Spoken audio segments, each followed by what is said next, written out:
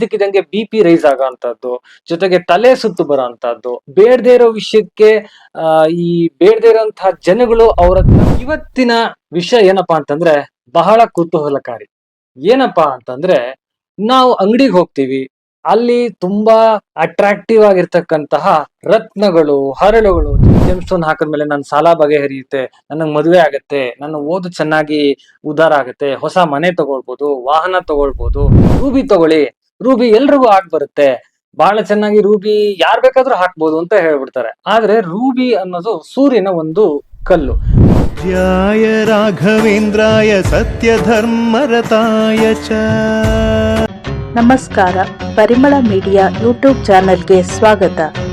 ನಮಸ್ಕಾರ ವೀಕ್ಷಕರೇ, ನಾನ್ ನಿಮ್ಮ ಪ್ರೀತಿಯ doctor Ranganath, actor, researcher, astrologer, reiki, pranic healer, crystal healer, back flower therapist, cupping therapist ಮತ್ತು ಮೆಡಿಕಲ್ ಮೈಕ್ರೋಬಯಾಲಜಿಸ್ಟ್. ಇವತ್ತಿನ ವಿಷಯ ಏನಪ್ಪಾ ಅಂತಂದ್ರೆ ಬಹಳ ಕುತೂಹಲಕಾರಿ. ನಾವು ಅಂಗಡಿಗೆ ಹೋಗ್ತೀವಿ, ಅಲ್ಲಿ ತುಂಬಾ ಅಟ್ರಾಕ್ಟಿವ್ ಆಗಿರ್ತಕ್ಕಂತಹ ರತ್ನಗಳು, ಹರಳುಗಳು, ಜೆಮ್ ಸ್ಟೋನ್ಸ್ ಗಳನ್ನ ನೋಡಿ ಅದನ್ನ ನಾವು ಆಕರ್ಷಣೆ ಆಗಿ ಅದನ್ನ ನಾವು ತಗೊಂಡು ಬರ್ತೀವಿ. ಅದನ್ನ ತಗೊಂಡು ಬಂದು ನಮಗ ಅದರಿಂದ ಏನಾದ್ರೂ ಒಳ್ಳೇದಾಗತ್ತೆ ಅಂತ ಹೇಳಿ ಧರಿಸ್ಕೋತೀವಿ.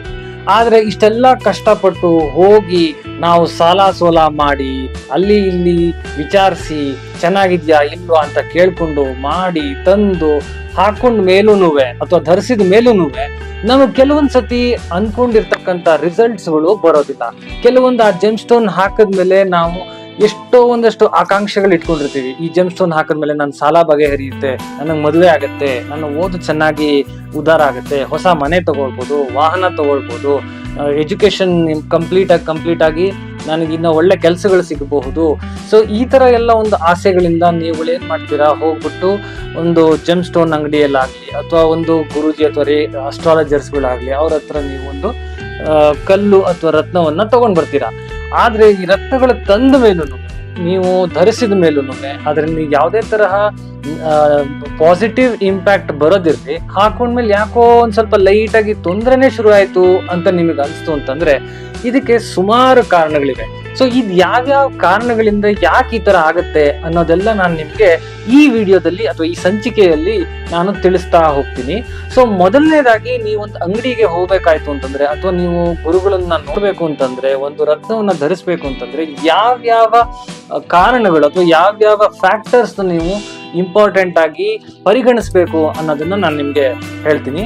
ಫಸ್ಟ್ ಫ್ಯಾಕ್ಟರ್ ಏನಪ್ಪಾ ಅಂತಂದ್ರೆ, ಎಲ್ಲದಕ್ಕಿಂತ important and most important factor ಏನಪ್ಪಾ ಅಂತಂದ್ರೆ, ನೀವೊಂದು ಅಂಗಡಿಗೆ ಹೋಗ್ತೀರಾ ಅಥವಾ ಒಂದು ಶೋರೂಮ್ ಹೋಗ್ತೀರಾ, ಒಂದು ಜ್ಯುವೆಲ್ರಿ ಶಾಪ್ ಹೋಗ್ತೀರಾ. ಎಸ್ಪೆಷಲಿ ಈಗಂತೂ ಈ ಜ್ಯುವೆಲ್ರಿ ಶಾಪ್ಗಳು ನೀವು ಹೋಯ್ತು ಅಂತ ರೂಬಿ ತಗೊಳ್ಳಿ, ರೂಬಿ ಎಲ್ರಿಗೂ ಆಗ್ ಬರುತ್ತೆ, ಬಹಳ ಚೆನ್ನಾಗಿ ರೂಬಿ ಯಾರ್ ಬೇಕಾದ್ರೂ ಹಾಕ್ಬೋದು ಅಂತ ಹೇಳ್ಬಿಡ್ತಾರೆ. ಆದ್ರೆ ರೂಬಿ ಅನ್ನೋದು ಸೂರ್ಯನ ಒಂದು ಕಲ್ಲು. ಆದ್ರೆ ಮಕರ ರಾಶಿಯವ್ರಿಗೆ, ತುಲಾ ರಾಶಿಯವ್ರಿಗೆ, ಕುಂಭ ರಾಶಿಯವ್ರಿಗೆ ಅಷ್ಟೊಂದು ಚೆನ್ನಾಗಿ ಸೂಟ್ ಆಗಲ್ಲ ರೂಬಿ.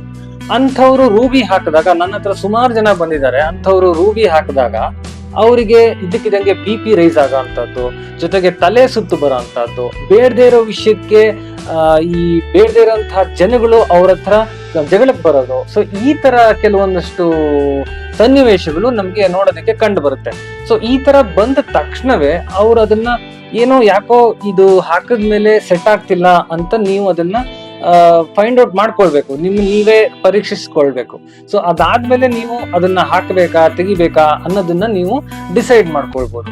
ಸೊ ಇದೊಂದು ಫಸ್ಟ್ ಫ್ಯಾಕ್ಟರ್. ಇದರಲ್ಲಿ ನಾವು ಕರೆಕ್ಟ್ ಸ್ಟೋನ್, ಯಾವೊಂದು ಸ್ಟೋನ್ ಅನ್ನ ನಾವು ತಗೊಂಡ್ರೆ ಯಾವ ರೀತಿ ಪರಿಣಾಮ ಬೀಳುತ್ತೆ ಅನ್ನೋದು ನಮಗೆ ಫಸ್ಟ್ ಆಗಿ ತಿಳ್ಕೋಬೇಕು. ನಮ್ಮ ಜಾತಕದಲ್ಲಿ ಇರುವಂತಹ ಪಾಸಿಟಿವ್ ಸ್ಟೋನ್ಸ್ ಯಾವ್ದಿದೆ, ಫಸ್ಟ್ ಪಾಸಿಟಿವ್ ಸ್ಟೋನ್ ನನ್ನ ಜಾತಕದಲ್ಲಿ ಯಾವ್ದಿದೆ ಆ ಸ್ಟೋನ್ ಅನ್ನ ಮಾತ್ರ ನಾವು ಹಾಕ್ಬೇಕು. ಆ ಸ್ಟೋನ್ ನ ಬಿಟ್ಟು ಬೇರೆ ಯಾವ್ದಾದ್ರು ಸ್ಟೋನ್ ಅನ್ನ ನಾವು ಹಾಕಿದಾಗ ಅಷ್ಟು ಇಂಪ್ಯಾಕ್ಟ್ ಕೊಡೋದಿಲ್ಲ ಅಥವಾ ನೆಗೆಟಿವ್ ರಿಸಲ್ಟ್ ಕೊಡುತ್ತೆ. ನನ್ನ ಒಂದು ನಡೆದ ಎಕ್ಸಾಂಪಲ್ ಇದು. ಈಗೊಂದು 15-20 ದಿವಸದ ಕೆಳಗಡೆ ಒಬ್ರು ಬಂದಿದ್ರು. ಅವರು ತಪ್ಪಾದಕ್ಕಲ್ಲ ಅಂದ್ರೆ ರೂಬಿ ಧರಿಸಿದ್ರು, ಬಹಳ ಕೋಪ, ಅವಾಗವಾಗ ಒಂಥರ ಉದ್ವೇಗಕ್ಕೊಳಗಾಗೋದು, ನಿದ್ದೆ ಬರೋದಿಲ್ಲ, ಈ ತರ ಪ್ರಾಬ್ಲಮ್ಸ್ ಗಳನ್ನ ಅವ್ರು ಫೇಸ್ ಮಾಡ್ತಿದ್ರು. ಸೊ ಅವ್ರಿಗೆ ನಾನು ಸಿಂಪಲ್ ಆಗಿ ಮಾಡಿದ ಒಂದೇ ಒಂದು ಕೆಲಸ, ಯಾವುದೇ ರತ್ನವನ್ನ ಹಾಕ್ಲಿಲ್ಲ, ಅವ್ರು ಹಾಕಿದ್ದಂತಹ ಕಲ್ಲನ್ನು ತೆಗೆಸ್ದೆ ಅಷ್ಟೇ. ತೆಗೆಸಿ ಒಂದು ಕೆಲವೇ ದಿನಕ್ಕೆ ತುಂಬಾ ಚೆನ್ನಾಗಿದ್ದೀನಿ, ನಾನು ರಾಂಗ್ ಕಲ್ ಹಾಕಿದ್ರಿಂದ ಹೀಗೆ ಪ್ರಾಬ್ಲಮ್ ಆಯ್ತು, ನನಗೆ ಗೊತ್ತೇ ಇರ್ಲಿಲ್ಲ ಅಂತ ಅವರೇ ಶಾಕ್ ಆದ್ರು. ಸೊ ಈ ತರ ಕೆಲವೊಂದಷ್ಟು ಇಂಪಾರ್ಟೆಂಟ್ ಫ್ಯಾಕ್ಟರ್ಸ್ ನಿಮಗೆ ಹೇಳ್ತಾ ಹೋಗ್ತೀನಿ. ಸೊ ಇದರಲ್ಲಿ ನಾನು ಫಸ್ಟ್ ಫ್ಯಾಕ್ಟರ್ ನಿಮ್ಗೆ ಹೇಳ್ದಂಗೆ ರಾಂಗ್ ಕಲ್ನ ಯಾವತ್ತೂ ಹಾಕ್ಬಾರ್ದು. ಅದರಲ್ಲೂ ನಮ್ಮ ನವರತ್ನದ ಸ್ಟೋನ್ಸ್ ಅಂದ್ರೆ ಈ ರೂಬಿಯಿಂದ ಹಿಡಿದು ವೈಡೂರ್ಯದವರೆಗೆ ನವರತ್ನದ ಸ್ಟೋನ್ಸ್ಗಳು ಬರ್ತಾವಲ್ಲ, ಸೊ ಇದನ್ನ ನಾವು ಹಾಕೋದಕ್ಕೆ ಮುಂಚೆ ಬಹಳನೇ ಕೇರ್ಫುಲ್ ಆಗಿರ್ಬೇಕು. ಬೇರೆ ಉಪರತ್ನಗಳು ಲೈಕ್ ಅಮಿಥಿಸ್ಟ್ ಆಗಿರ್ಬೋದು, ಅಥವಾ ಸಿಟ್ರಿನ್ ಆಗಿರ್ಬೋದು, ಅಥವಾ ರೋಸ್ ಕ್ವಾರ್ಟ್ಸ್ ಆಗಿರ್ಬೋದು, ಗ್ರೀನ್ ಅವೆಂಚುರಿನ್ ಆಗಿರ್ಬೋದು, ಇವೆಲ್ಲ ನಾವು ಕೆಲಸದ ಒಂದು ರಿಕ್ವೈರ್ಮೆಂಟ್ ಮೇಲೆ ನಾವು ಹಾಕ್ತಿವಿ. ಫಾರ್ ಎಕ್ಸಾಂಪಲ್, ಈಗ ನಾನೊಬ್ಬ ಆಕ್ಟರ್ ಅಂತಂದ್ರೆ ಅವ್ರು ಬೇಕಾದ್ರೆ ಒಂದು ಫೈರ್ ಓಪಲ್ ಹಾಕ್ಬೋದು, ಏನ್ ಪ್ರಾಬ್ಲಮ್ ಬರಲ್ಲ. ಒಂದು ಟರ್ಕೋಯ್ಸ್ ಹಾಕ್ಬೋದು, ಜನರಲಿ ಏನ್ ಪ್ರಾಬ್ಲಮ್ ಬರಲ್ಲ. ಆದ್ರೆ ಹಾಗಂತ ಡೈಮಂಡ್ ಹಾಕ್ತೀನಿ ಅಂತ ಹೇಳೋದು ಒಂದ್ ಸ್ವಲ್ಪ ತಪ್ಪಾಗ್ಬೋದು. ಯಾಕಂದ್ರೆ ಡೈಮಂಡ್ ಅವ್ರಿಗೆ ಸೂಟ್ ಆಗುತ್ತೋ ಇಲ್ವೋ ಅನ್ನೋದು ದೊಡ್ಡ ಪ್ರಶ್ನೆ. ಸೊ ಈ ತರ ಕೆಲವೊಂದಷ್ಟು ಇಂಪಾರ್ಟೆಂಟ್ ವಿಷಯಗಳು, ಆದ್ರೆ ಚಿಕ್ಕ ಸಣ್ಣ ವಿಷಯಗಳು ತುಂಬಾ ಇಂಪಾರ್ಟೆಂಟ್ ಫ್ಯಾಕ್ಟರ್ ಆಗ್ತವೆ.